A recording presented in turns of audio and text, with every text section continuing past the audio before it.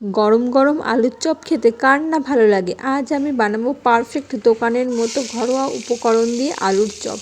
তো দেখো বন্ধুরা, আমি একটি কড়াইতে তেল দিয়ে পেঁয়াজ ফোড়ন দিয়ে লঙ্কা ফোড়ন দিয়ে আদা রসুন বাটা দিয়ে কষিয়ে নিলাম। দিয়ে তার মধ্যে সেদ্ধ করা আলু দিয়ে সেটাকে ভালোভাবে ম্যাশ করে নিলাম। নিয়ে লবণ, জিরে ধনে গুঁড়ো, হলুদ, সানরাইজ মিট মশলা দিয়ে লঙ্কার গুঁড়ো দিয়ে